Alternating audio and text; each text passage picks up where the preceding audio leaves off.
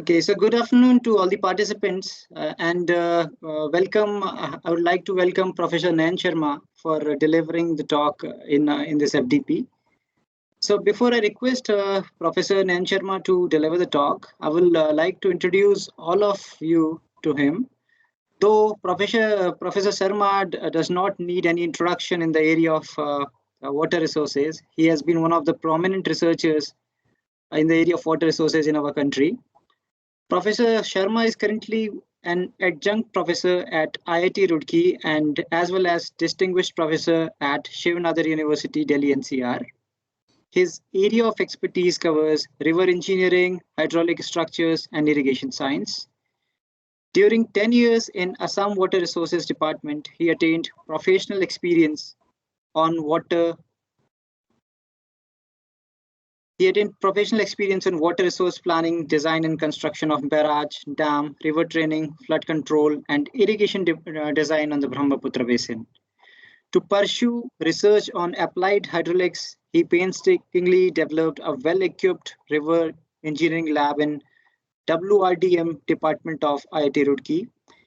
He motivated budding researchers on applied hydrodynamics, which culminated in his guiding of 174 master theses and 21 PhD students, and thus producing 227 research papers. He has also published 4 books, which are published by Springer and INSEAD. His latest book on river system analysis and management was adjudged as a top downloaded book by Springer in 2017. He evolved solutions to integrate field problems through 127 consulting assignments and 12 research projects. He has also been a member of 65 technical committees. He has led IIT Roorkee team for the European Commission sponsored International Research Consortium to investigate the climate change impacts on Brahmaputra Basin and Danube basins in Europe, along with the leading 14 European universities. He also spearheaded IIT Roorkee team in NERC UK sponsored international multidisciplinary project on ecosystem services and poverty alleviation in Sundarban deltas. This was in collaboration with University of Oxford and Southampton University, including which also included 4 other universities in the UK. His pioneering research campaign with HydroCoop also resulted in the design of first piano key in a major hydel project dam project in India. To make river training affordable, he pursued research for harnessing intrinsic stream energy by fine-tuning submerged vanes and RCC Jackie jet technologies. To share his work, he delivered his talks in the Imperial College of London, Southampton University in the UK, Edinburgh University in Scotland, Swiss Federal Institute of Technology in Switzerland, among the other institutes. The Indian Society of Hydraulics conferred him Jal Vigyan Puraskar Award in 2016 for his joint research paper on developing rational design of porcupines.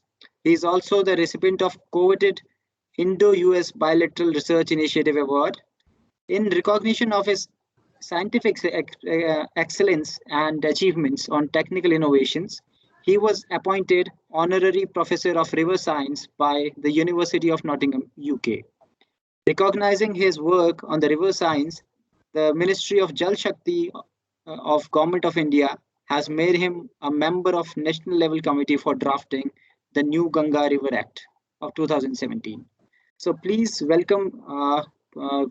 join me in welcoming Professor Nayan Sharma for this FDP talk. Over to you, sir.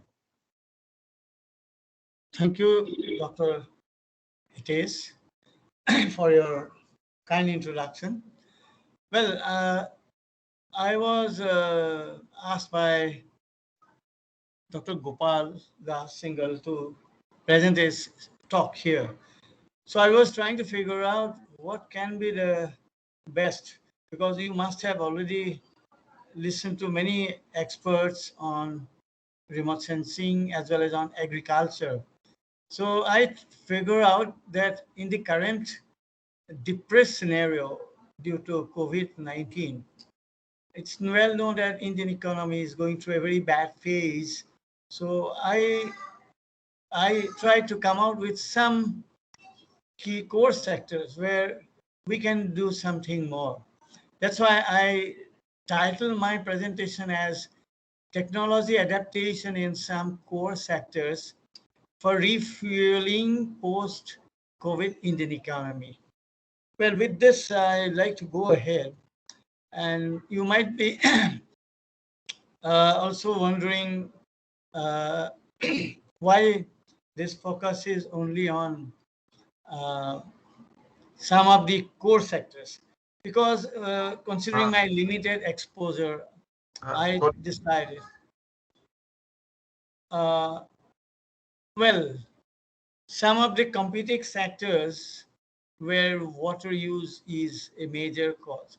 The first one is agriculture, and it consumes over 80% of the water resources, whatever is available.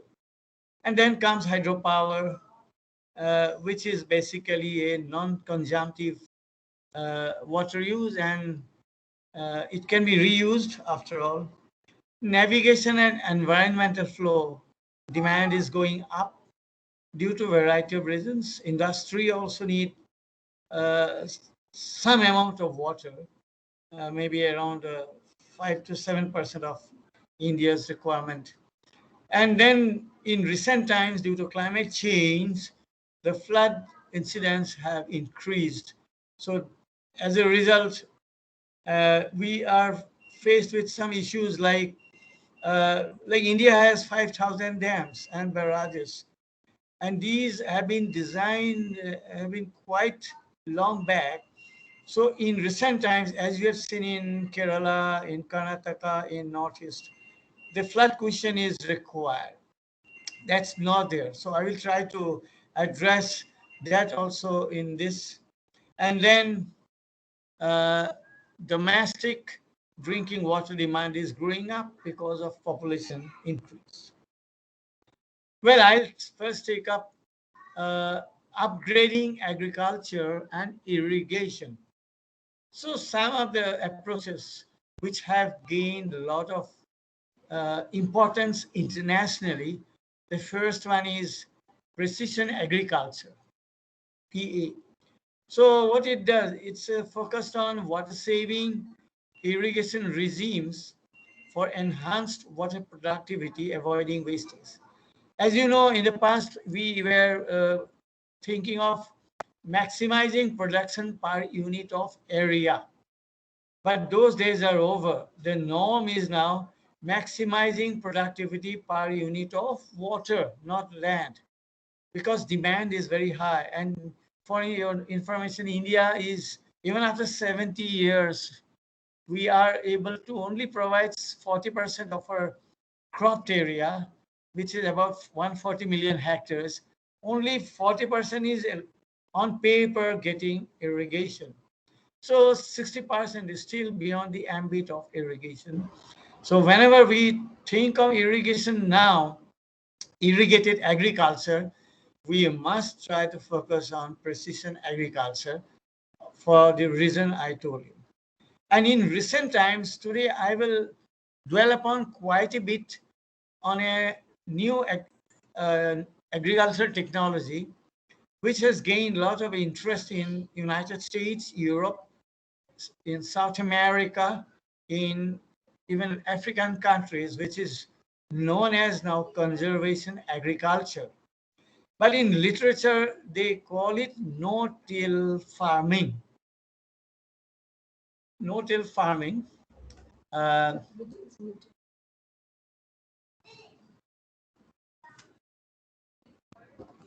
Sorry, just a moment, interruption. They can't hear you. The video is muted.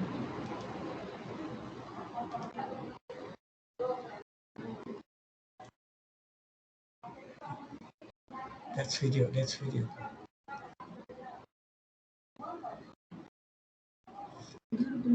Are you? Am I audible? Yes, sir, you are audible, but somehow your video is disabled. I think this video button is disabled somehow. Okay. Yes, it says that you can share your video when you're Or done screen can sharing. you share your video? Otherwise, must be some issue. Yeah, yes, sir. Actually, we find this issue sometimes that when you are sharing the presentation, you cannot share your video. It happens sometimes. Can you see the? Can you see now? Yes, sir. Your this presentation is visible, but your video is not coming. Means we cannot see you, but we can see your presentation. Okay, seeing. No, actually, that because that happens in Microsoft Teams because he's sharing the presentation, so he will not be able to. You'll be only able to see him once he's done sharing the presentation. Actually, Yeah, right. so That's I fine then think. in that case. Only presentation is fine. Ha ha ha. So right now this is not visible. Hence, So I think it will be okay. continue. Can I continue? Yes, sir. It is fine. It is absolutely fine. Because more important is that video, my presentation should be visible to the participants and I should be audible. These two are happening, right? Yes, sir. Absolutely. Thank you. The full screen video. Ah. So can you start the slideshow full screen? Yeah, I'm starting now.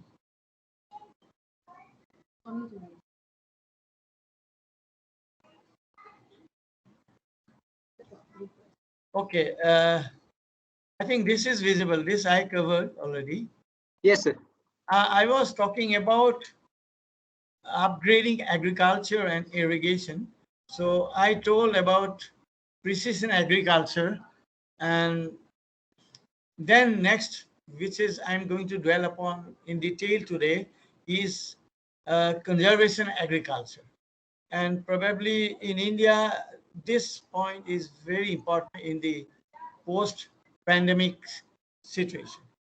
So what it does, in conservation agriculture, no plow, no tillage is done. And the idea is no tillage farming to depress cultivation cost. The cost of cultivation, cost of agriculture should be depressed as much as possible. The other issue is soil loss.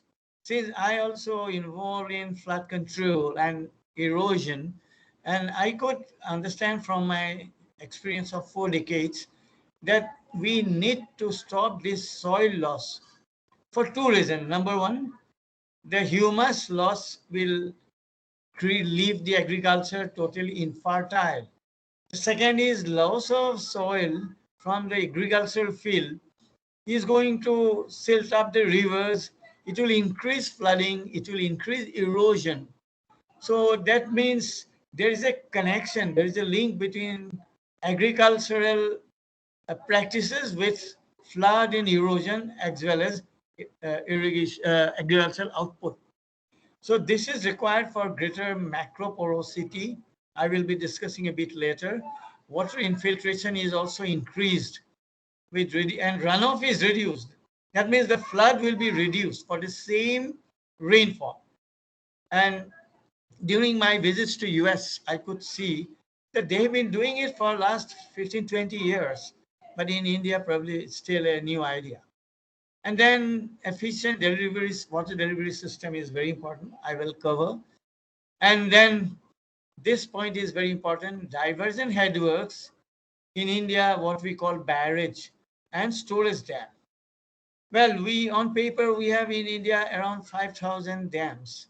But a lot of them are really not storage dams. They are not storing water. They are truly diversion, the river diversion barrages. So we need to make a policy change in going for storing water to meet the threat of climate change. It's not a threat, it's happening already. And last is irrigation benchmarking, which is required because of we need to improve our systems. Well, presently world population is around 7.7 billion people, but it is predicted that by middle of this century, this population will jump by 2 billion more. That means 9.7 billion. So that means we need to produce more food. At the same time, the climate change will put pressure on water resources. So it's a very challenging task for water managers. And I already told you that precision agriculture is very important. And in this, there are many points, but due to shortage of time, I will only dwell upon regulated deficit irrigation. On this, right now in Shiv Nadar University, we are doing a research project on regulated deficit irrigation fund sponsored by Department of Science and Technology. So some little I will share. And obviously conservation, agriculture and irrigation system.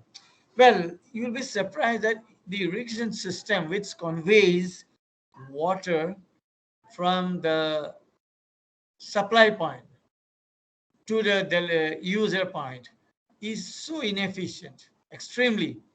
Well, I can tell you, for 10 years, I myself worked as an assistant engineer in Assam Irrigation and Flood Control Department. And during my stay in Roorkee, I have seen that this irrigation efficiency is extremely low. It's as low as 20%. So even water is released from Haridwar, 10,000 cubic is released, and only 2,000 cubic reaches the root zone. So balance 8,000 cubic is lost, highly inefficient. So we need to improve the efficiency so that we can meet the requirement of food, at least for that, and more people likely to add to our population.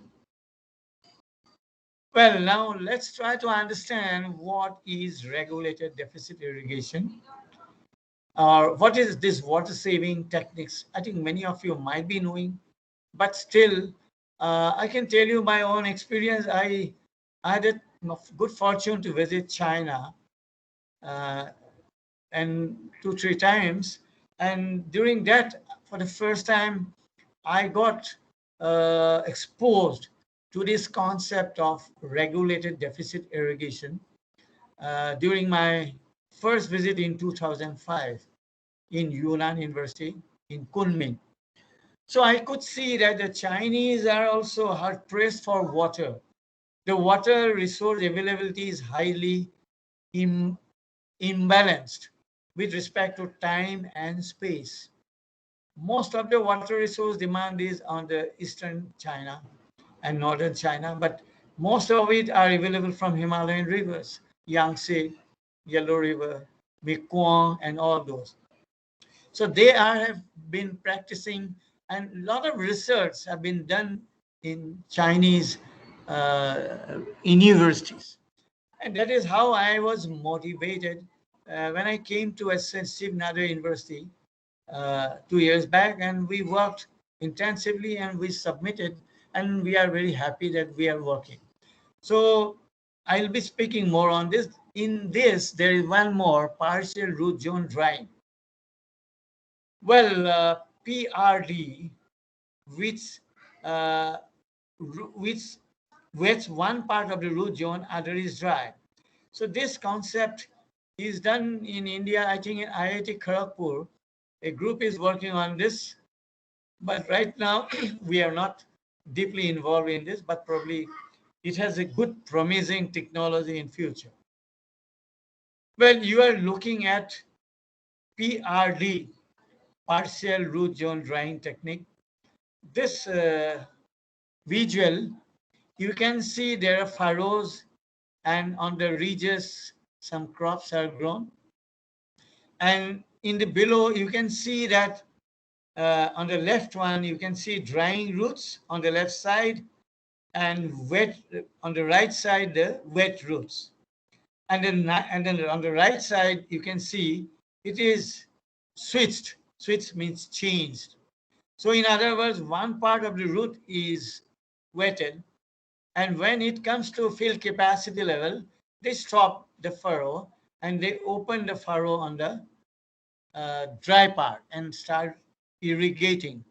But this is furrow irrigation, but it can be done very conveniently with drip system also, because of high efficiency and low evaporation loss. Now, regulated deficit irrigation technique, as I told you, it's a way of maximizing water productivity. I told you that earlier in India, at least, we talk about maximizing crop production per unit of land. But now government is thinking, but we need to go for maximizing productivity per unit of water volume. That means so much kilogram of marketable produce per meter cube of water.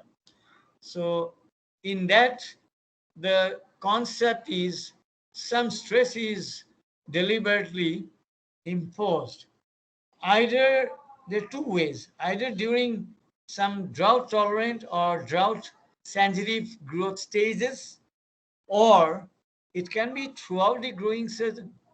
So at this point of time, in Shivnagar, I think Dr. Gopal, who was my former PhD student, he's the PI, and we are working on this concept of RDI, where we are putting stress on one part throughout the growing season, as well as we are trying to see if we consider some drought tolerant and drought sensitive stages.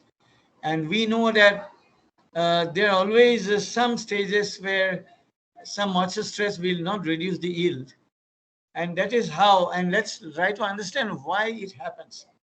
Well, I'll give again a lot of credit to the Americans, because they, especially in Denver, Colorado State University, they have been working on this, as well as in Logan, Utah State University, on this concept in a multidisciplinary team of agricultural scientists, irrigation scientists, and hydraulic engineers as well. So basically, in simple word, you listen to me, I'll explain. When we put stress, means when we don't maintain the crop at field capacity, below field capacity means some stress is there. And then depending upon the degree of stress, means to level below field capacity, the root starts producing some phytohormones known as abscisic acid. And the concentration of these abscisic acid, or in short ABA, increases with more and more stress. But we cannot go on putting stress, otherwise it might harm the yield. So that is very critical. We must have a good knowledge of yield response of different crops. Now, when the phytohormones or ABA is produced at the root, through signaling, it is transported from the root through the xylem, it goes to the leaves or the canopy.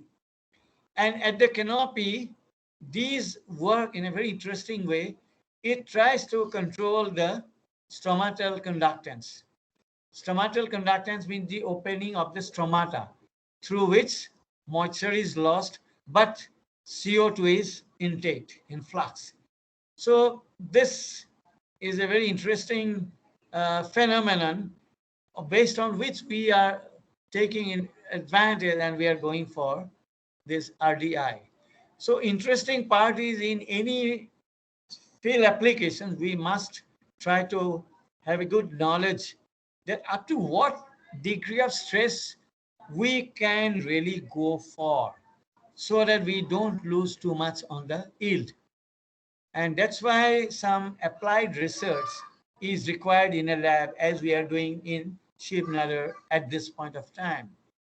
And we must make sure that photosynthetic activity should not be impaired, should not be disturbed too much. Now, as I told you, the plants have some compensatory mechanism under some stress, water deficit. And as you know, at field capacity, no stress, we can go as below as for 60 or 50%. But then we will be producing more ABA. abscisic acid, which will definitely reduce the opening of the stomata. But we need to find out up to what level we don't lose too much yield. So in this regard, I think Kang and Kai, they have done a lot of work in Chinese, in the University of Yunnan and other universities. And as I told you, the theoretical basis of RDI, or really deficit irrigation, is we want to save water. Why? Why we want to save water? I want to remind you that India has 140 million hectares of crop land. 140 million. But hardly 60 million is only having irrigation facility, approximately. That means almost 80 million hectares do not have irrigation facility. They depend only on rain. And as you know, due to climate change, the drought incidents have become quite frequent. So if we save water, at the same time that extra water we are saving can be put at the disposal of the farmers who are not getting water at this point. From a national perspective, it is an excellent approach, and probably government will definitely will have to accept such kind of policy. Well, then I'll switch over to another interesting topic on which we must have a good knowledge.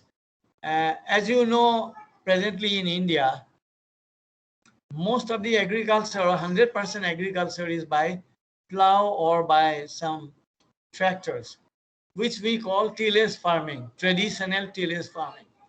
Let's try to understand what are the issues. One is in traditional tillage farming, the organic cover, suppose in many cases, at least I know in Northeast, there are many tribes, they try to, because of a variety of reasons, they go for shifting cultivation. They remove the forest, then go for agriculture. So that deprives the organic covering. That's one of the issues. It's not only done in Northeast, in many other places. I've seen in Nepal as well. And then next, it increases in basically the topsoil is gone. What is topsoil? Humus. Because you can't practice agriculture in sand or in gravel. You need some humus, which has some good amount of cohesive material to retain the moisture. So one of the drawback of this traditional farming is that when rain comes, this topsoil is washed away. It is an established thing. I don't have to argue with anyone. And whatever is taken away from the topsoil, the soil particles, they go and they try to deposit in the rivers, where the river bed goes up, increases flood. So it starts erosion also. Whenever river bed goes up, I can tell you from my knowledge of river engineering, any riverbed aggradation, which is called aggradation, bed going up, is always accompanied with bank erosion. So you can see, due to one approach, that we are losing the humus, topsoil. It may not happen overnight. In 20 years, the topsoil will go away. If flood is very high, it may go even faster. Then it creates flooding, and it creates also erosion. So these issues have engaged a lot of attention from the research workers in developed countries, rather United States and Europe. And they are trying to understand that how it can be controlled.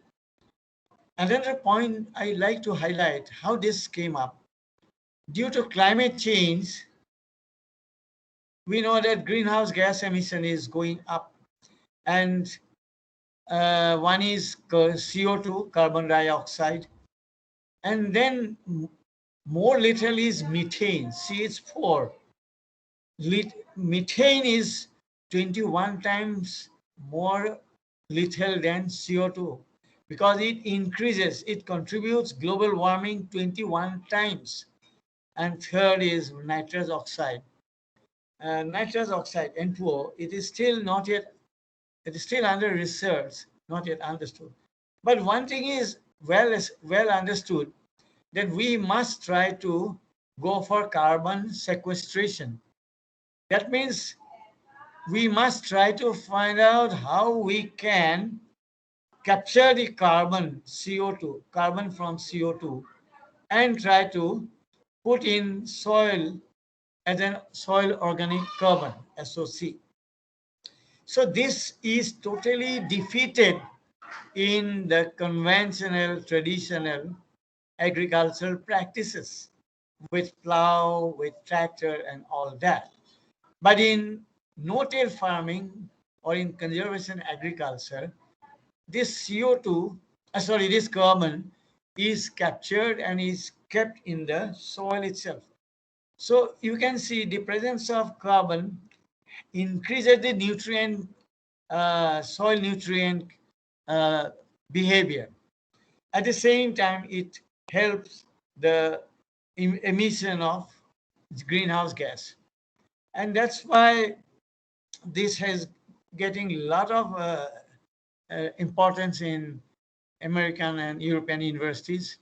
And of late, even Africa, in a country like Lesotho, they are going in a very vigorous way for this no-till farming. Now, the basic principle of conservation agriculture is the soil is not tilled, so there is no disturbance. So the permanent soil cover is there. And then crop residues. See, all of us, we know that every year in the month of November, December, January, we face a lot of stubble burning pollution, especially in part of Western India. So because the farmers prefer to burn the stubble means crop residues. So these crop residues are burned after harvest, before going to the next crop. And very interestingly, you'll be surprised that I've seen during my visits to US that in American agriculture, they don't burn. They rather preserve these crop residues because they understand there are a lot of advantage in no-till farming, which you'll be following, along with some cover crop also. And in one important point, that in no-till farming or in conservation tillage farming, at least 30% residue should be there, but preferably it should be more than 70%. So in other words, all that stubble we see being burned in parts of Western India can be retained, and there should be we need to convince these farmers the advantage of conservation agriculture. So that will require quite a bit of efforts by the enlightened people like you. Well, crop residues, what it does. See, whenever there is a rain, the rain drops on the soil in conventional agriculture. And this rain drops, they impact and they create surface sealing. That means whenever there is a irrigation, the infiltration rate is reduced. It is established. It's not mine saying that. So that is one drawback. But the presence of crop residues or stubble, it do not allow the raindrop to impact.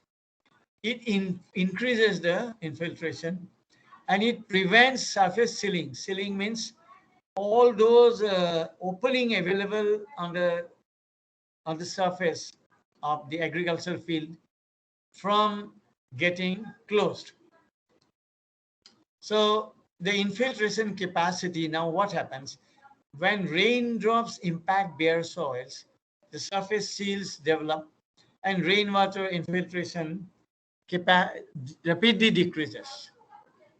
This rainwater is for that 60% farmers in India. Even for 40% who are getting irrigation, for them also it is same true, because the infiltration and percolation is completely quite a bit decreased.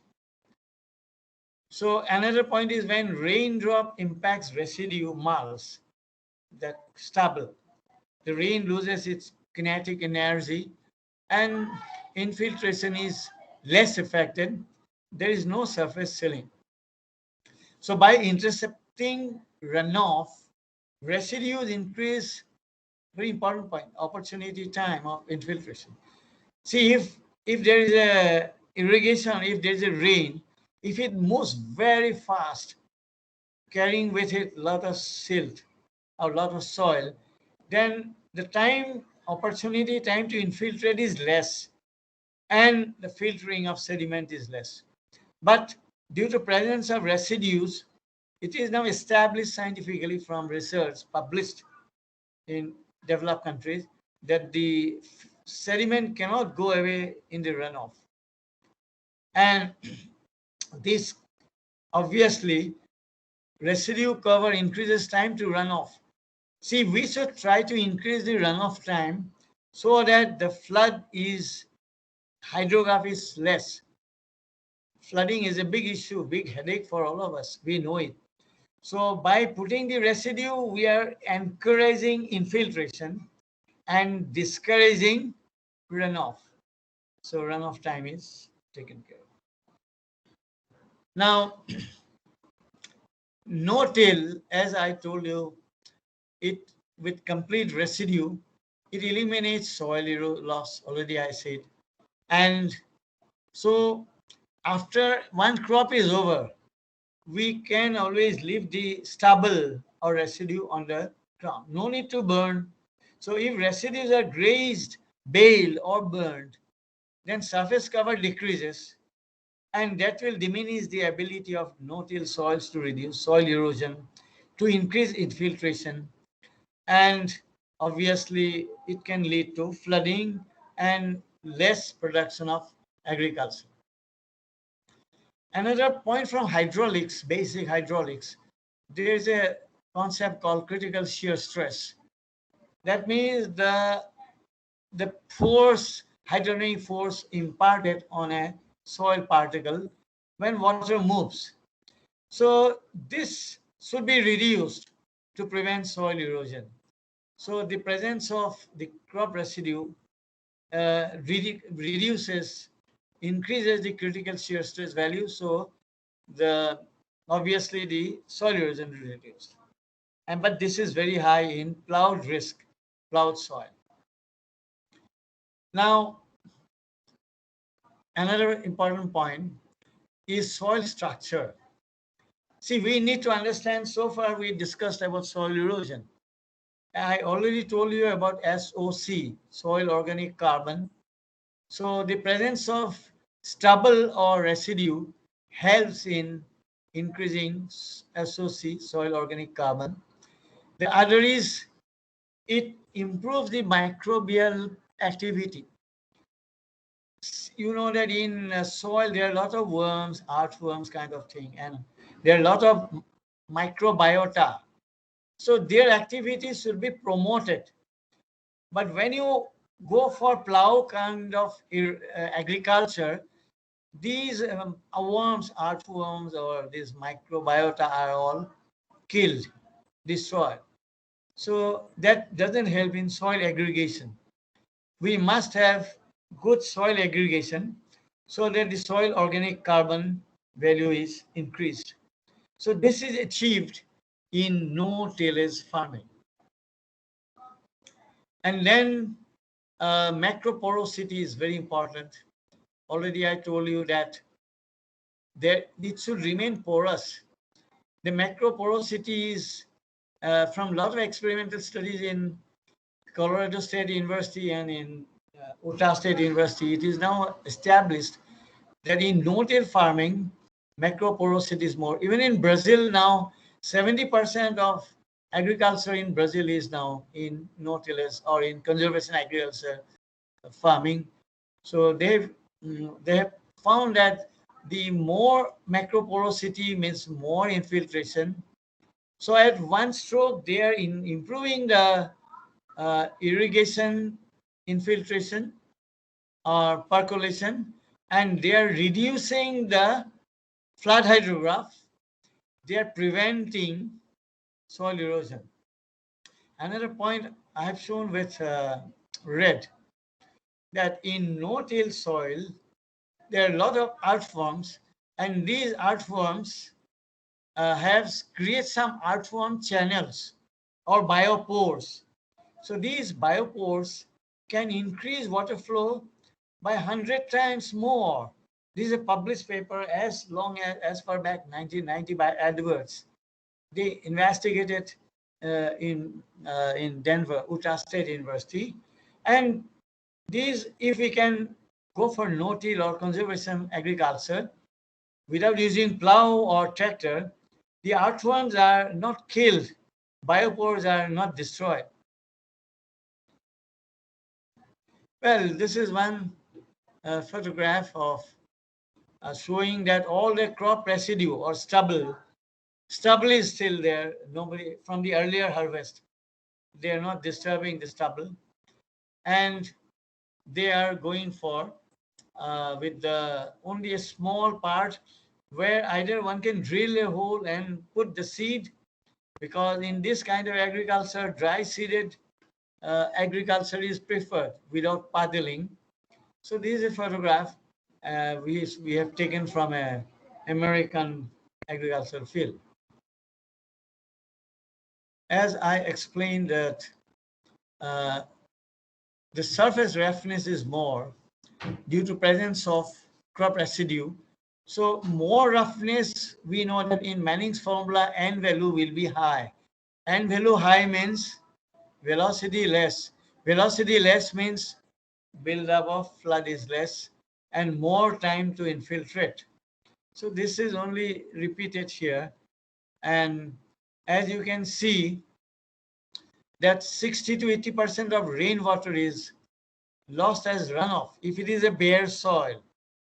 Bare soil means in plowed, the traditional plowed or tractor-driven agriculture. But in conservation agriculture, almost entirely this 60-80% rainwater will be trapped, will be encouraged to infiltrate. Now let's try to understand the implementing.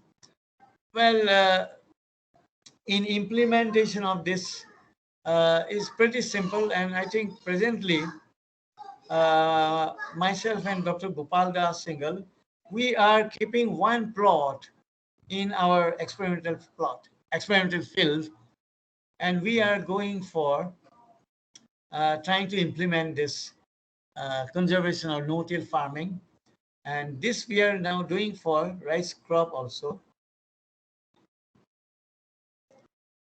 Well, this many things I have told you, but one or two points I like to highlight, because I remember somebody asked me only 30% residue cover is enough. Wrong.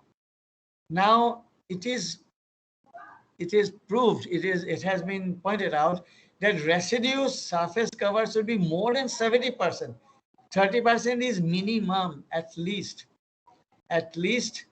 minimum value should be 30%, but preferably it should be 70% or more. And this has been also given by many other researchers. And regarding another point I should highlight here, well, I should highlight here that normally in the current trend in CA, conservation agriculture, is to go for a cover crop also. Means along with main crop, some cover crop like sorghum, maize, or some other crops can be grown. as reported by Barber in his paper.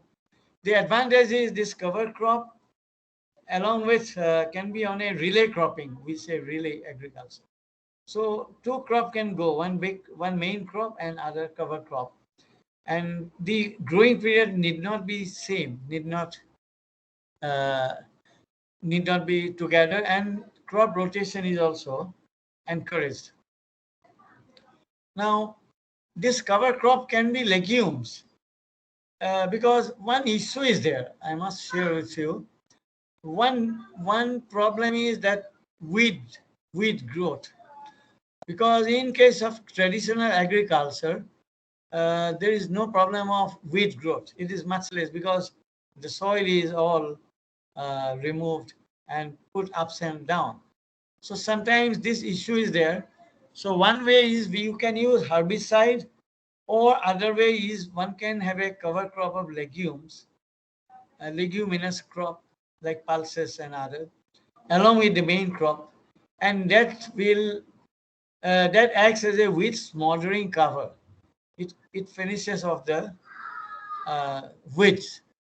And as regards nutrients, like presence of legumes will have nitrogen fixation, and it decomposes fast. So it helps in fixing the nitrogen and carbon. And already I told you that it will improve the carbon, soil organic carbon level. So the requirement of nutrients is reduced. As per, I haven't shown you, studies done in Colorado State University in the United States. And legumes can also have a good impact. Well, this may be the last, oh no, one more. Well, another point that because now there is no plowing, because there is no tractor, nothing. So the labor cost, machinery, fuel cost is totally eliminated. It is not there at all. The cost of cultivation is drastically reduced. And that will help the farmer because they don't have to invest money on that. Plus, nowadays they are going for crop rotations and relay cropping. As already I have told you, going for cover crop of legumes group. And then the harvesting from the previous can act as a mulches or stubble, and that will help in weed smothering. So these are some of the advantages because the labor cost is very high in India. Because I think for agriculture they charge, if you hire labor, they charge pretty high. So that is totally gone. No tractor, no fuel, no plowing. Now, as I have told you already, that biological activity of earthworms are very important. This I have. So soil disturbance is not there. So root channels are retained. And this is the last one on no-tillage farming. That conservation agriculture, the residue crops are to be evenly distributed. This is very important for implementing. Means only that small part, like in even in China, they are going for no-till. They only drill.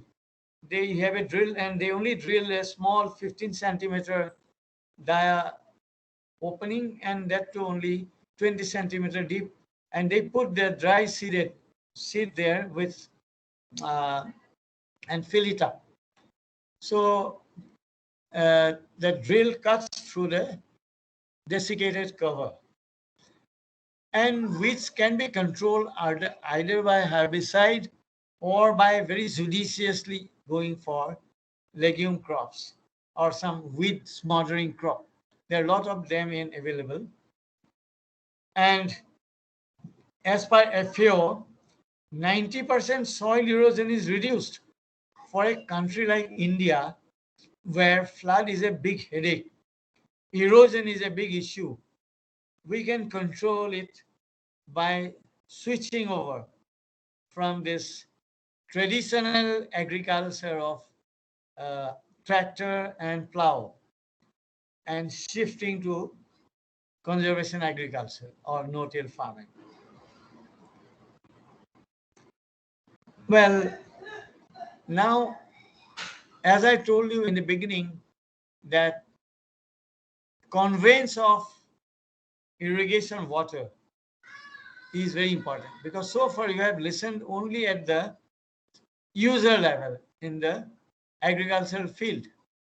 But to get the water from the dam or a barrage or headworks and transport it through canal system up to is a big issue. And as I told you in brief, and I will tell you in brief now also, I think I have in IIT Roorkee, I guided some PhD as well as some master's level thesis.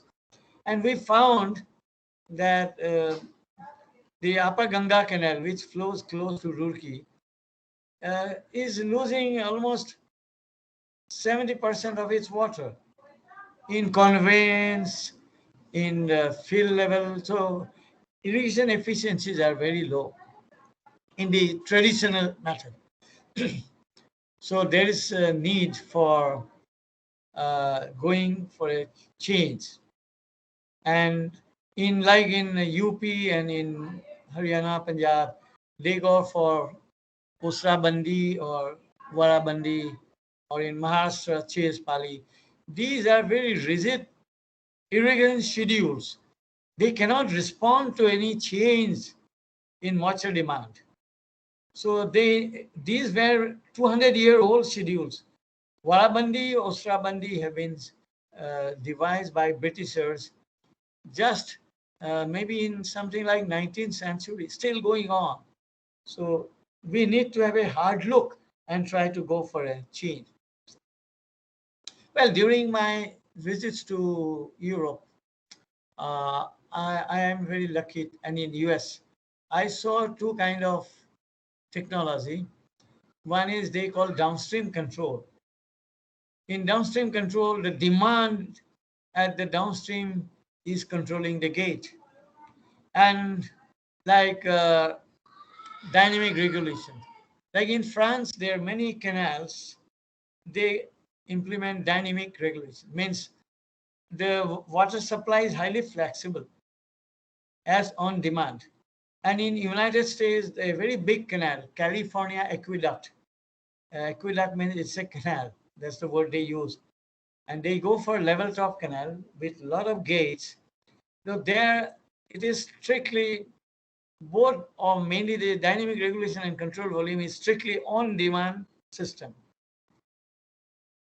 And on demand means whenever there is a requirement. So what they do, they go for SCADA system. SCADA stands for Supervisory Control and Data Acquisition Systems. And it's a completely, I will call, automatic system. There is minimum human intervention. So the soil moisture is sensed.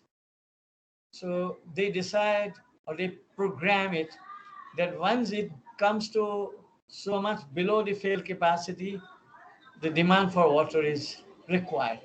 So they use a lot of automatic data information system, that is ICT, information and communication technology. They use ICT technique, and this is transferred to the supply point. So the gate is open at the supply point, and moment the moisture in the field level comes up to field capacity, the gate is automatically closed. So this kind of SCADA system has been of late tried in India. As far as I know, in Sardar Sarovar project, they are implementing. Then in Suvarnrekha project, also in Bihar, Bengal, Orissa. So they are doing, but in Chambal project also. But I saw in developed countries, Europe and in US, even in Brazil, even in Mexico, and they are going for this SCADA system, and it can save a lot of water. That is, the wastage is minimized. The irrigation efficiency is almost 100%. Today, irrigation efficiency in Upper Ganga system, for instance, is only 30%. 70% water is lost. Field application efficiency is very low. The water which is required in the root zone, much more is going in a deep percolation. But whereas in contrast, uh, these irrigation systems in developed countries, they are almost 100%, no wastage. So here, probably today my aim is only to expose you, because I can't go in great detail due to in the short time available. So like dynamic regulation, well, I visited this Canal de Provence in France, and I could see that this is not only an irrigation canal. It supplies for industry, it supplies for drinking water, and it supplies for agriculture. So in simple, it is a multiple stakeholder. As you can read, 40,000 hectares agricultural land, 70 towns and villages are covered, and industries. And this is on request, just like our electricity. When we need power, we switch on the light. Others, when we don't need, we switch off. Similar way is this. And this dynamic regulation, I will advise you, you can go to internet and read much more in detail. The reason is, probably I cannot go, I can only highlight that it is a closed loop control. Closed loop means there is no human intervention in this system, and only 1 or 2% operate. Similarly,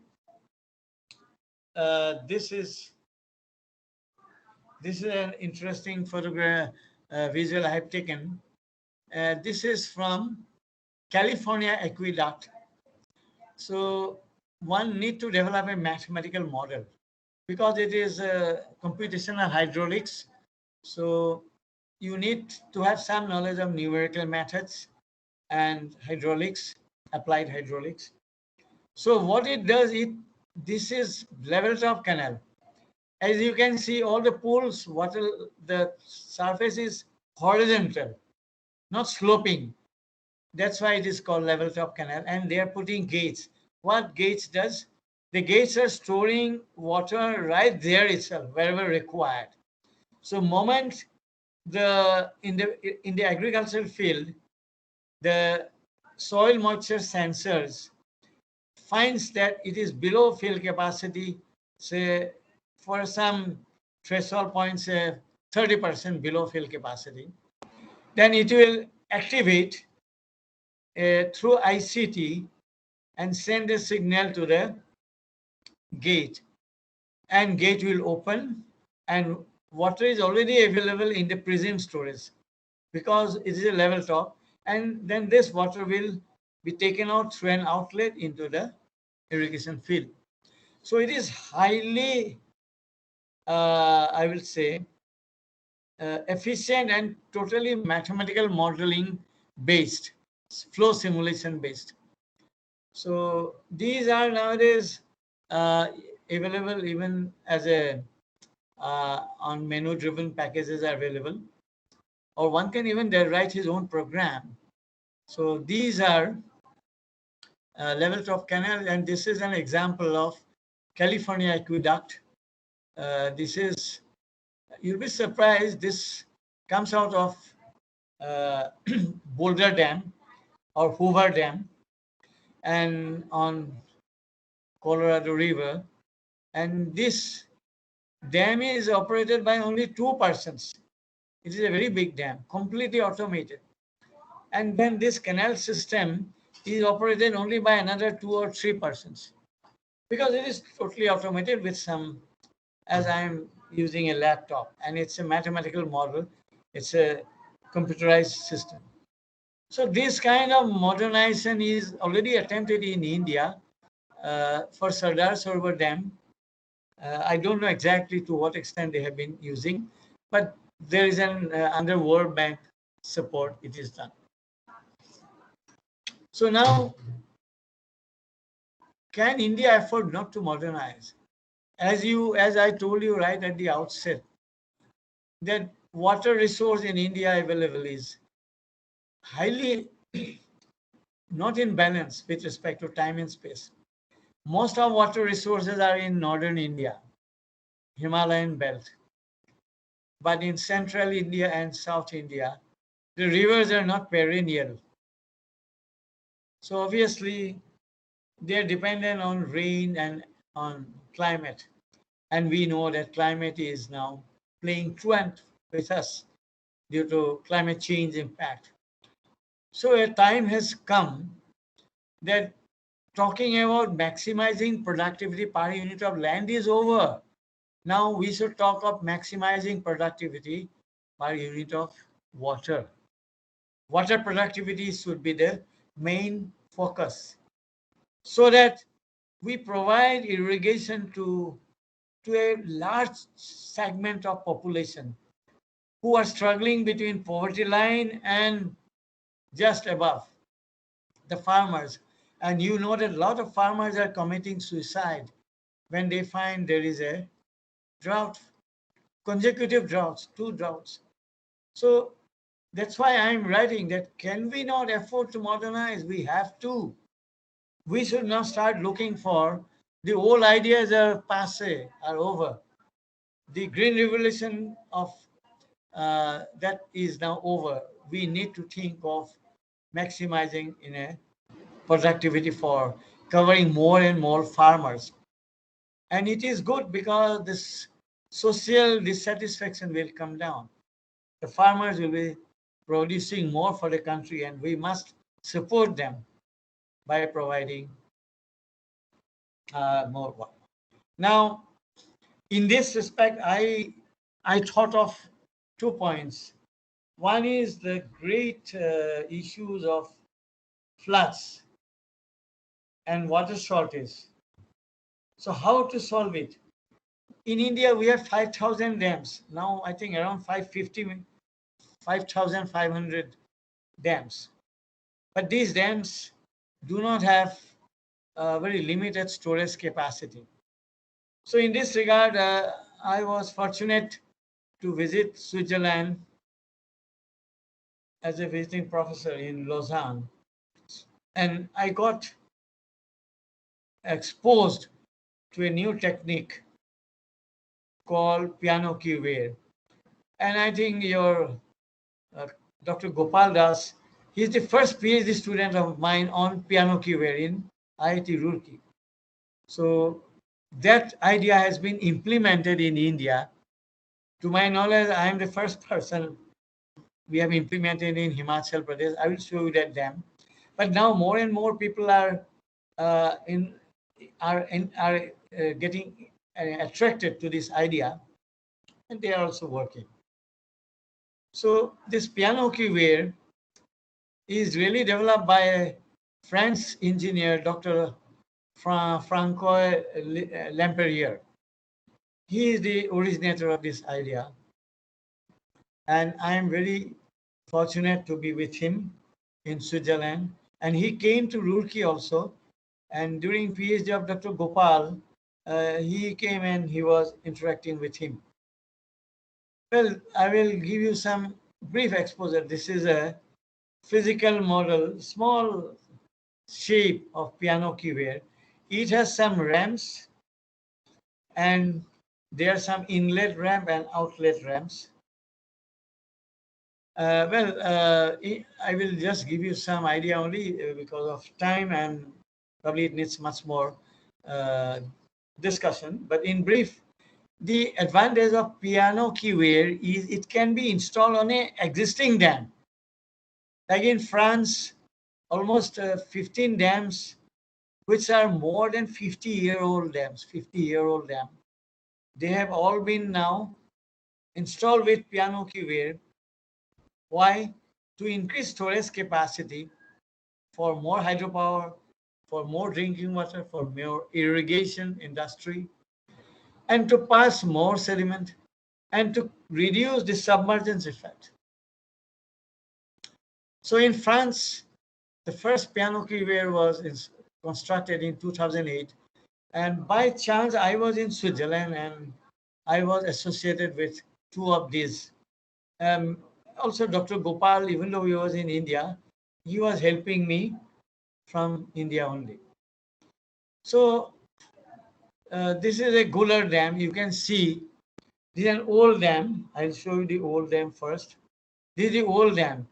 This dam is in France, and this dam is 60-year-old dam. But this dam cannot pass the discharge and it cannot store water. So what they did, on the right abutment, they call this piano key weir, this technique. First time in the world. And Dr. Lamperier should be given credit. And as you can see, in 2009,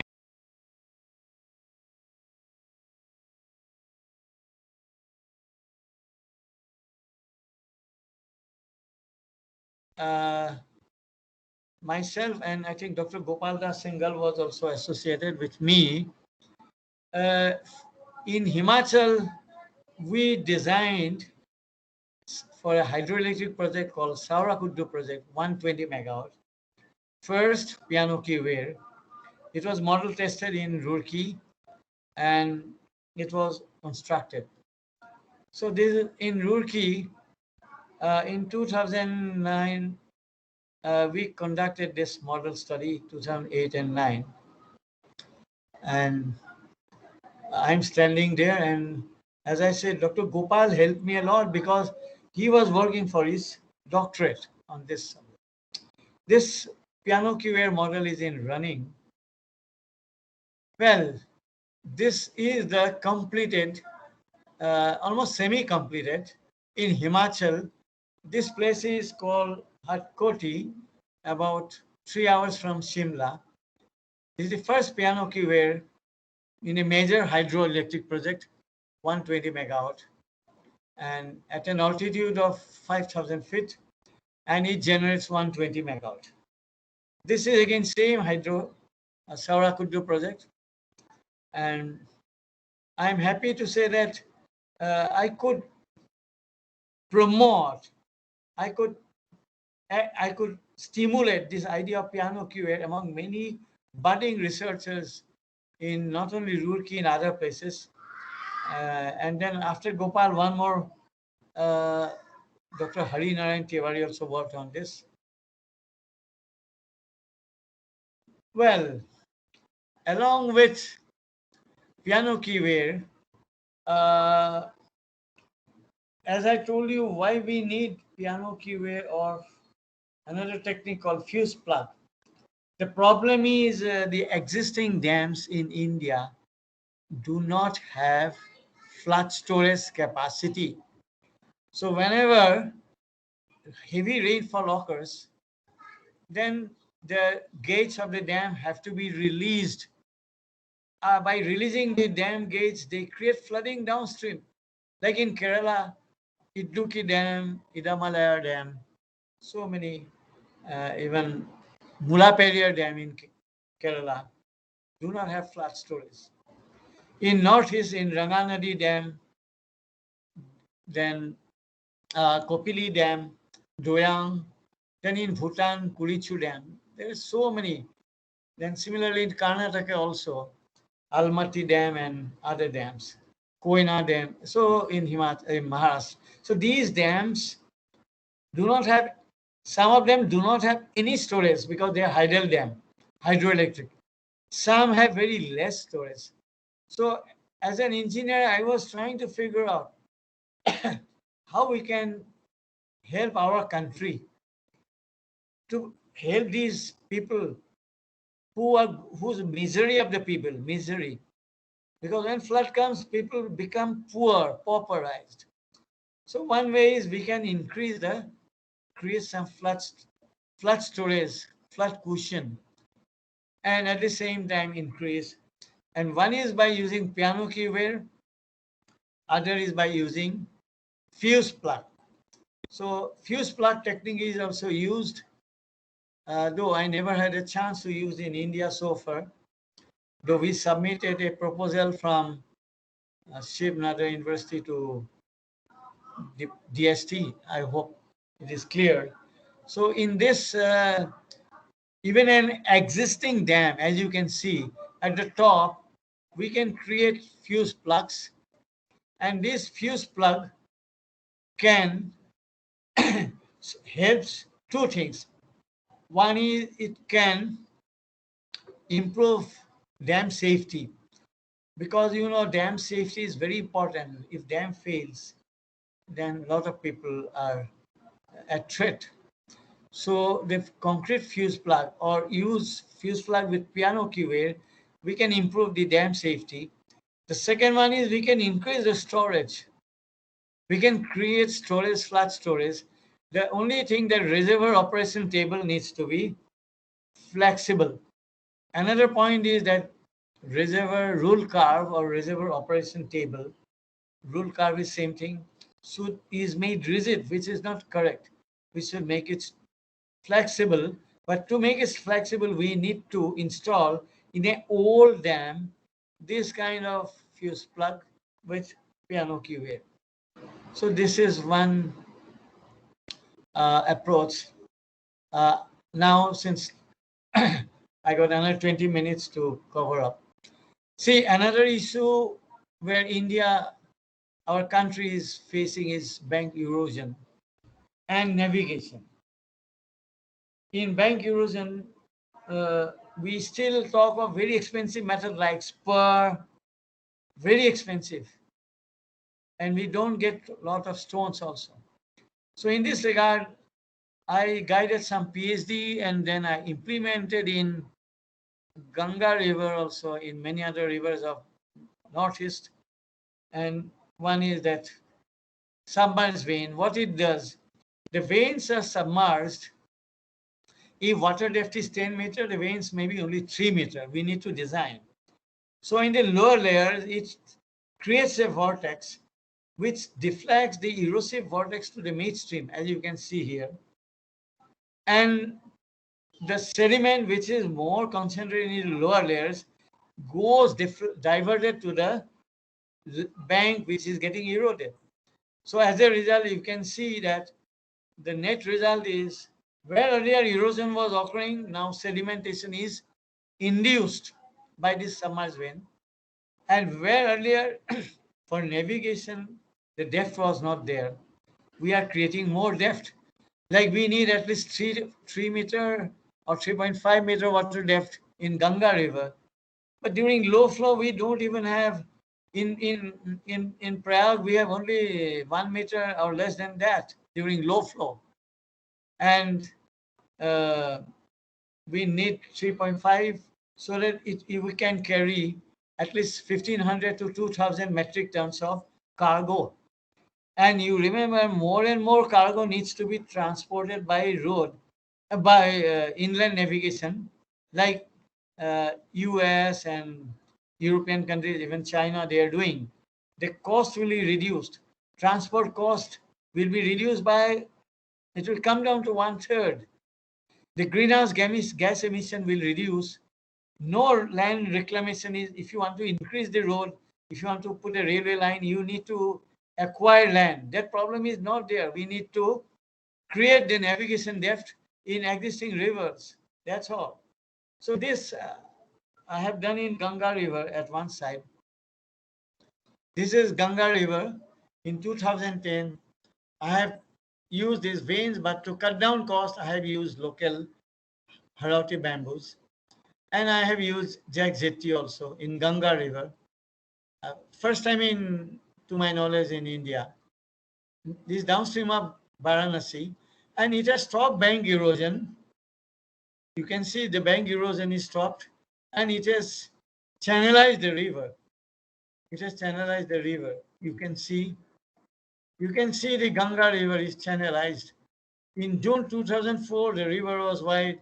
In 2010, I could channelize. This is the satellite image, and this is what I did. This is just in brief.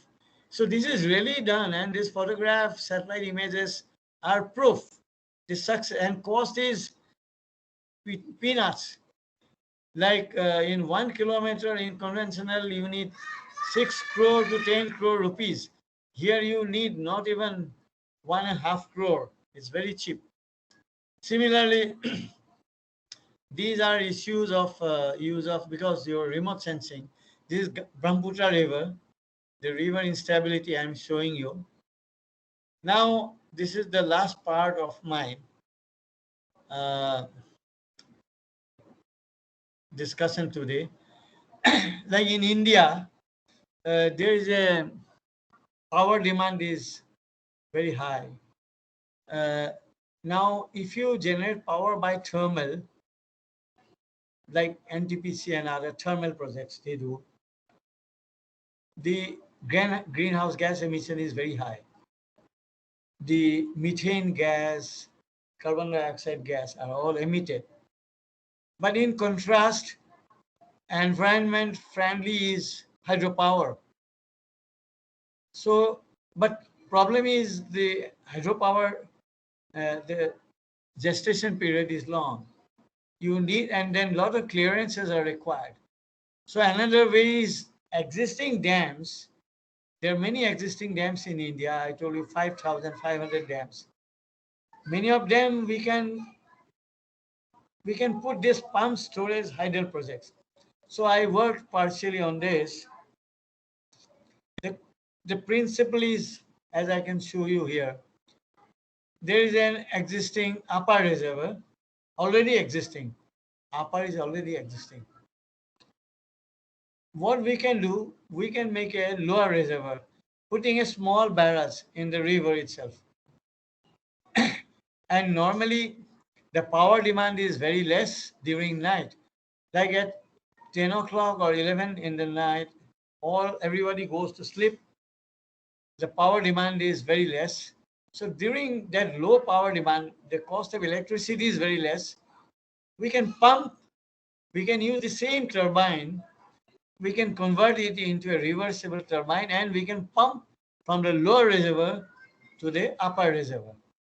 So already upper reservoir is existing, dam is existing.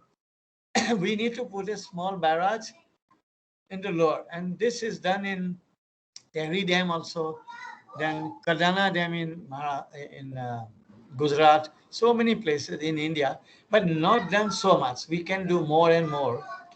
So that will help in converting existing hydel projects into pump storage hydel project, and with minimum cost and with minimum involvement.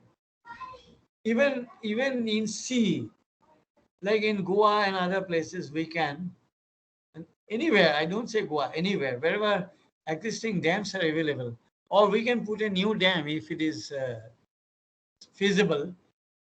So the sea can be the downstream, and we can pump water during night time to the upper reservoir and generate during the peak demand. Peak demand starts from 5 o'clock in the evening, and 5 to 10, 5-6 hours peak demand. So these are called peaking stations, and we can generate electricity during high demand and pump during low demand. It is a very well-known system, pump storage scheme. But I have shown that even with sea it can be done. And this is another area where we can we can definitely go more and more.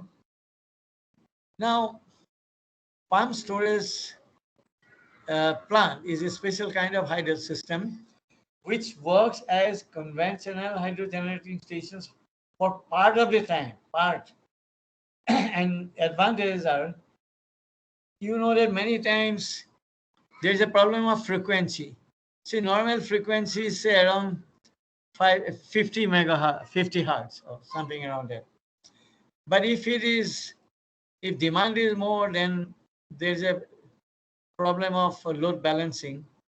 So the advantage with PSP is that we can generate more. Load balancing of the grid will not crash easily, and it will have lesser impact on environment. Because existing project, putting a new small barrage downstream, creating a small reservoir is very cheap, and it can be faster than putting a thermal power plant or an atomic power plant or a gas turbine, because they are not eco-friendly, environment friendly. And advantage is they are flexible. They, as we know, a hydel power station can start instantly in few seconds, but a thermal power plant needs an hour to start because you have to generate the steam, or even to closing down needs another hour. But in hydrel project, it is instantaneous almost. So it can very quickly respond to peak power demand, and cost of generation is less, because in thermal project per kilowatt hour cost may be around 4 rupees or even around that, say. But in hydro project, the project cost can be as low as few paisa or can be only 2 rupees.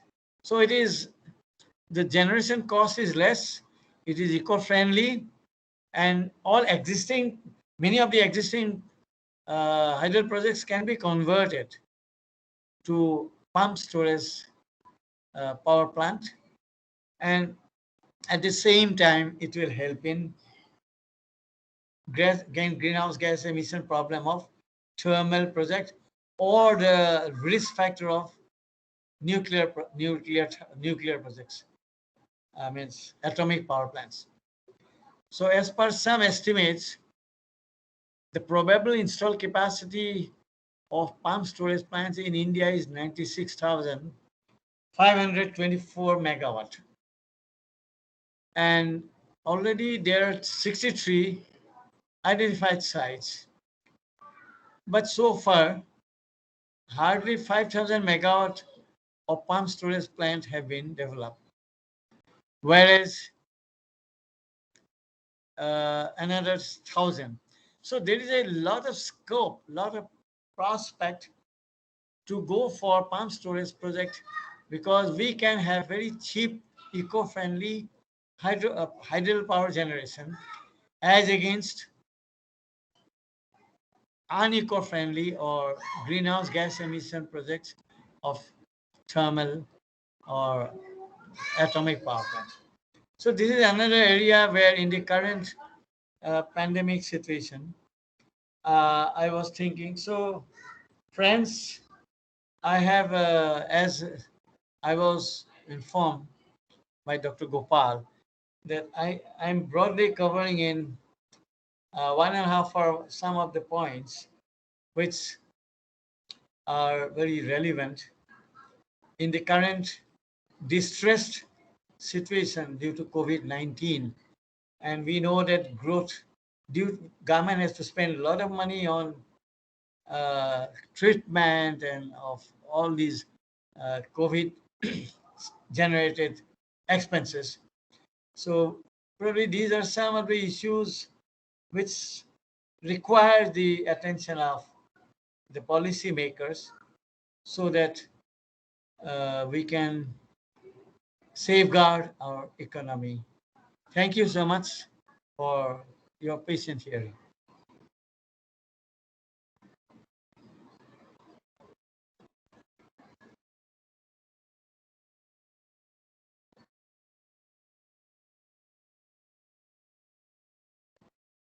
Hello.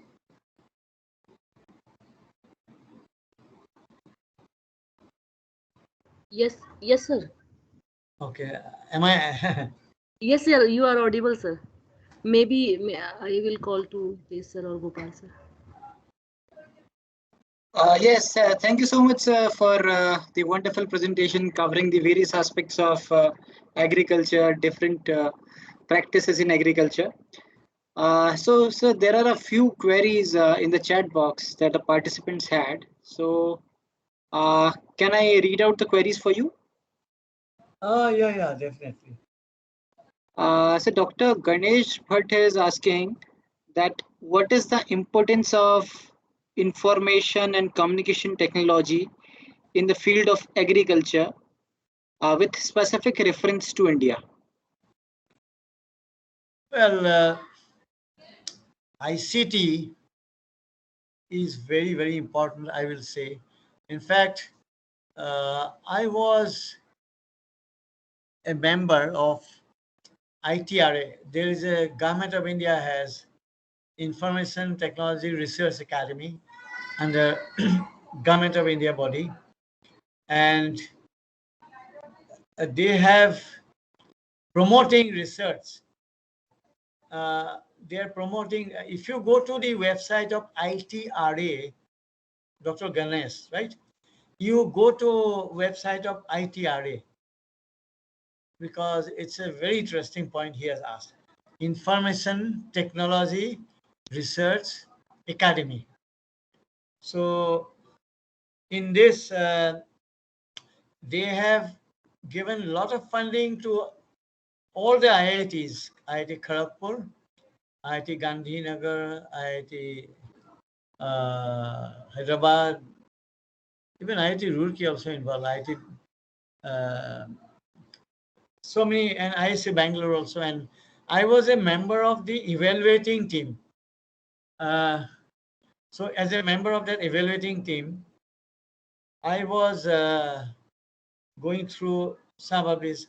So ICT should be very widely used because, as I pointed out in my in brief only, SCADA, for instance, SCADA is entirely dependent on ICT, information and communication technology is the only way where you can sense the soil moisture deficit in the root zone, and then after knowing the what is the deficits, depending on what kind of equipment you are putting there, it can be a lysimeter or it can be simply nutrient probe or any kind of soil matching sensing methods, and it can be programmed, and then we can actuate the water supply system. This is a great thing. And then second, it helps in remote sensing also. Like right now we are using spectroradiometer in our research project. So there also all the data that are acquired from this sensor spectroradiometer, it can also be transferred, communicated through ICT. So I think we have to pay much more.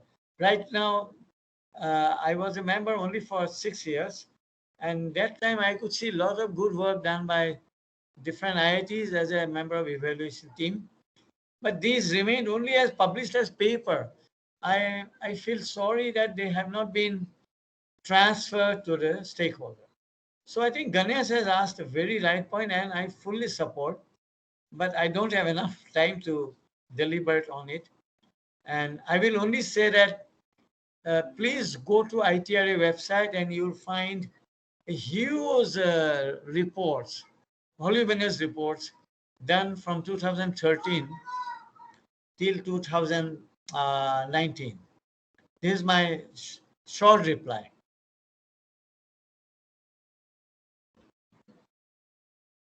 Thank you, sir.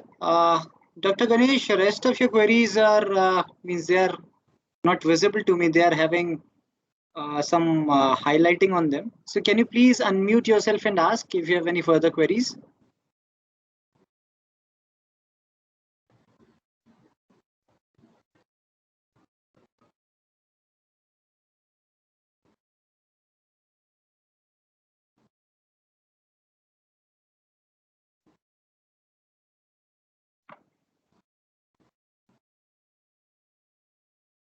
Dr. Ganesh Bhatt, are you there?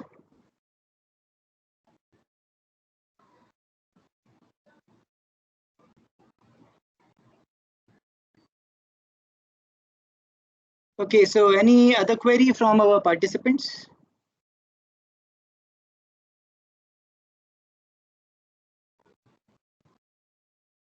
I think there was a raised hand as well during the presentation.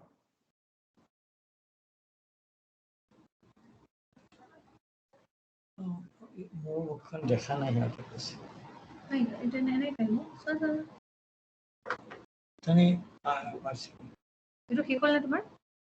Yes, sir, you can unshare your screen so that you can share your video. Stop sharing. His hand. His hand. Wait, no. Yes, this particular stop sharing. Now I think your video button will be enabled. Yeah. Okay.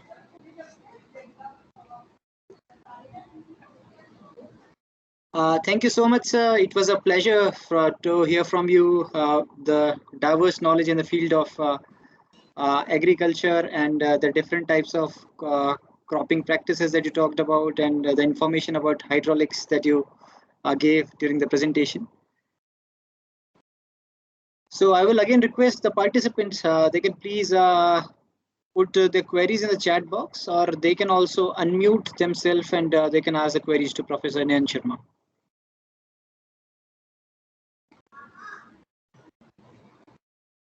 So I think we can wait for a couple of minutes to see if there are any queries. Yes, sir. I'm available till 2 o'clock. Okay. Actually, Yes. I've been told that I should finish by 1:30.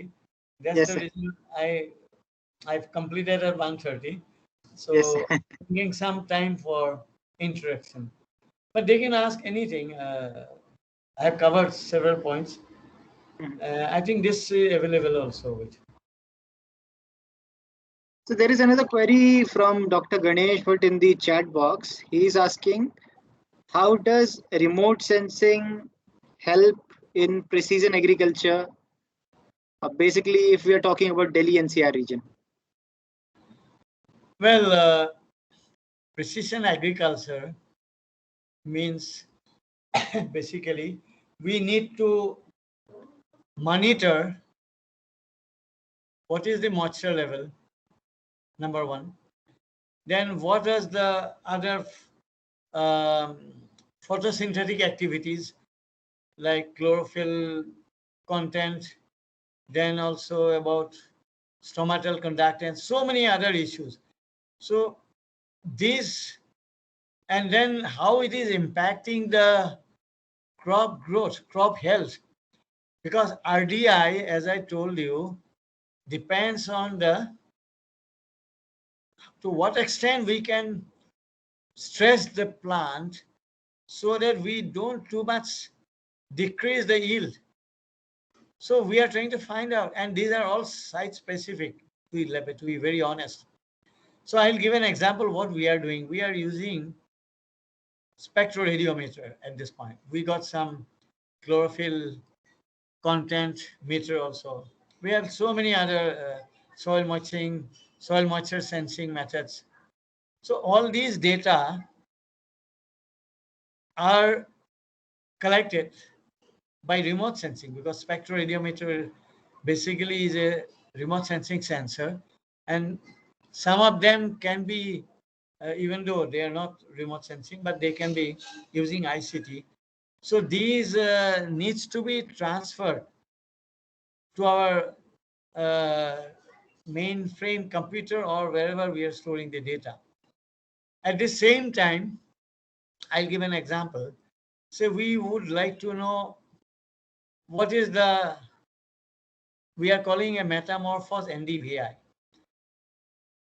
NDVI is normalized difference vegetation index. So I think almost every one of you might be knowing it, NDVI, NIR minus rate by NIR plus rate. So this is, we are also trying to develop a parameter called metamorphose NDVI. So in this, we want to get an integrated information, right, starting from the abscisic acid concentration, which is impacting stomatal conductance, which has some impact also on photosynthesis. So all these are captured by, say, spectroradiometer, which we are having. and it is transferred. At the same time, since our plot is very small, only 100 square meter, so yeah, we would like to know what's happening in the surrounding cultivated area. So we may go for another optical satellite like say MODIS. MODIS is a resolution of 250 meter, whereas spectrometer we are using is only in a small area. One plot is only 10 meter by 10 meter, and we have 6 plots. So this small plot, we are getting value from our handheld spectroradiometer, and that data we can definitely, using ICT, we can or we could have transferred.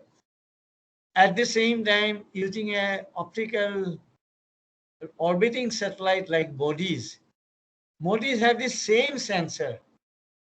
The sensor of MODI is also spectroradiometer, but difference lies that it is smaller. Its resolution is 250 meter, as against this the handheld one is small. So all these data can be everything is remote sense data, and they can be stored in a mainframe computer or in our project computer, and we can do this through ICT. And as you asked yourself, we could have done, but we have not tried so far. And then we can definitely develop a kind of closed loop information system, where with minimum human intervention we can go for monitoring what is the status, what is the moisture stress, what is the status of the crop health. So all these, like we are interested to know the photosynthesis divided by transpiration. Suppose we make a parameter. So that will give us some idea. So this kind of analysis is the ultimate thought in our mind. But definitely there is a lot of prospect of getting it done. And I very much appreciate Ganesh for taking interest. And I hope you can work more. But again, I repeat that a lot of work is done by ITRA people, and I'll advise you that you please go to their website. But anyway, it's very good that one participant has been stimulated with this talk. Thank you.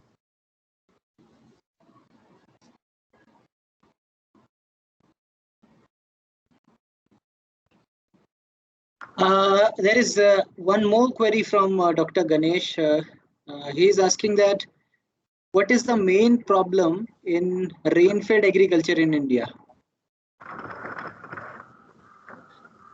Well, the main problem I can quickly share with you.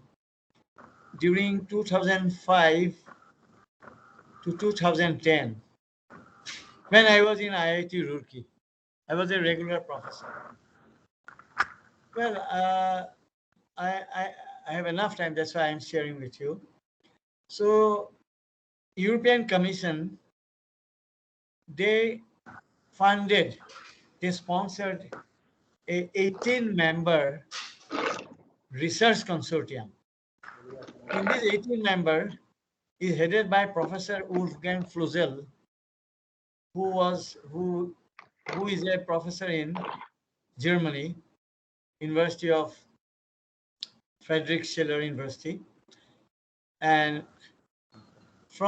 there are 14 other universities from Europe, and IIT Roorkee, I was there, and 2 universities from China also, Yunnan and another university. You can see it in the website. And name of this project was Brahma Twin. I asked, I think Ganesh can see it again in internet. Brahma Twin. Why it is called Brahma Twin?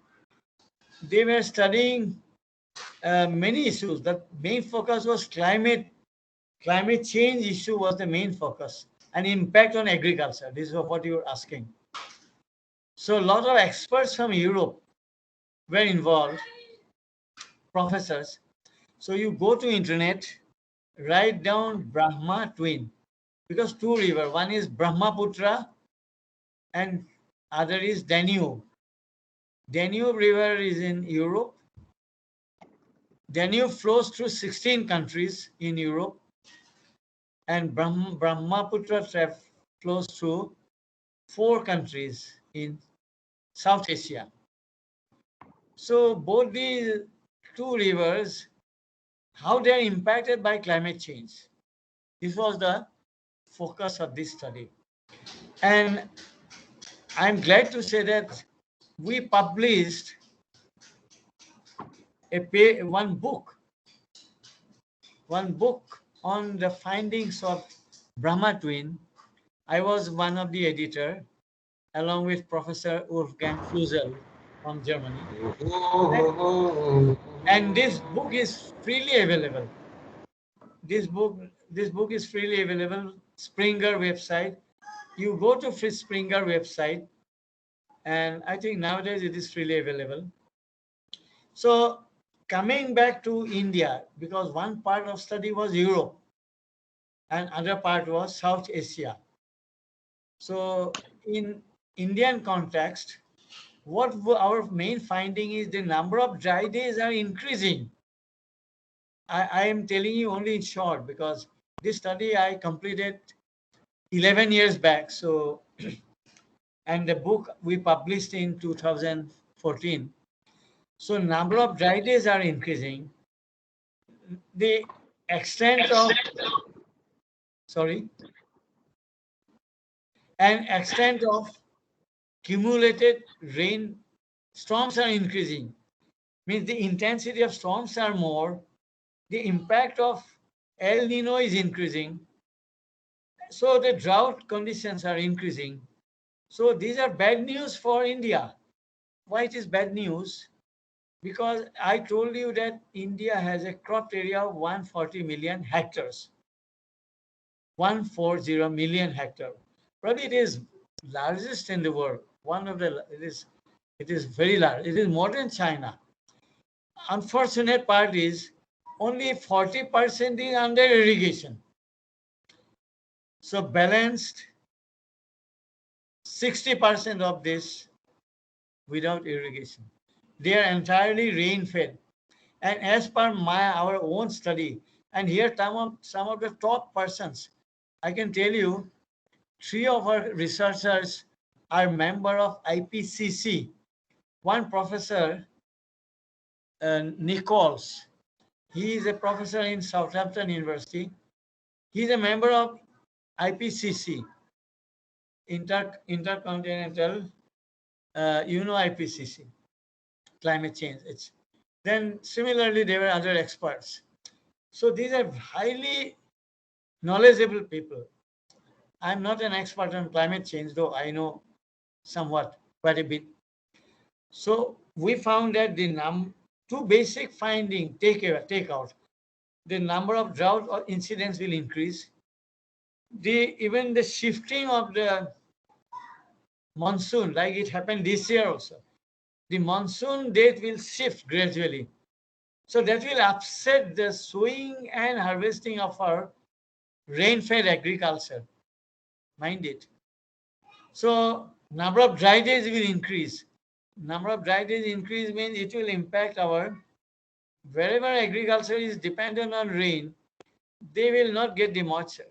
So I think I will advise Ganesh, go to internet, you put my name, you write Nayan Sharma, and other name is Wolfgang Flusel. We are the 2 editors. Go to website of Springer, because in short I can't tell you many things, and you will get your all questions answered there. But in brief, I told you that things are very grim, very bleak for Indian rate-fed agriculture. That is the reason we need to conserve water. We need to make a policy change from maximizing productivity per unit of land to maximizing productivity per unit of water productivity. Otherwise, all these farmers who are not getting 60% farmers of the total farmers of India, we have to bring more and more into agriculture. And there is a lot of scope because a lot of efficiency of irrigation is very low. Very low. I tell you, from my own study in Roorkee, hardly 30%. Upper Ganga Canal releases 10,000 cusac. Only 3,000 reaches the root zone. So the rest is all wasted. I saw in France, I saw in US, their irrigation efficiency is almost 100%. In India, irrigation efficiency is only 30%. So unless there is a major shift in policy, irrigated agriculture, situation is very grim, I tell you. I can tell you this much, and you read whatever I have suggested. But it's a very good point asked again by Ganesh.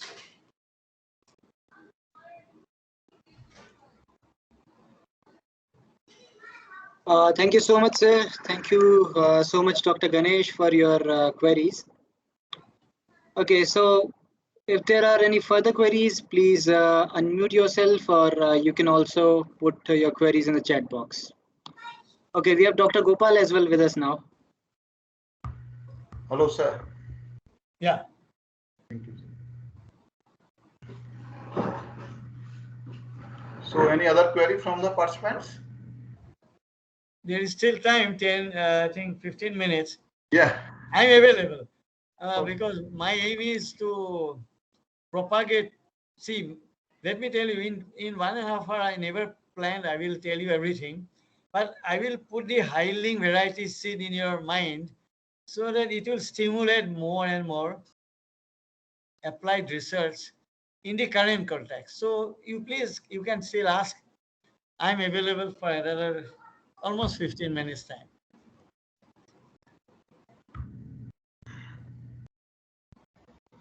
Or they can send the email to me. Dr.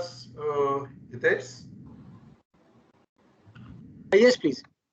Yes, please. If the participant doesn't have any more queries, so we can stop, I think so. Yeah, I think it can be done. Yeah. Yeah. Thank you, sir. Okay. For the time. Thank you, Gopal. Thank you, Hitesh, for Thank you. inviting Thank you so me much, sir. and for giving me this opportunity to interact with. But these participants can always send mail to you, and Yes. we will always interact. Okay, then. Thank you so much. Okay, bye. Thank you, sir. Thank you so much, sir. Thank you.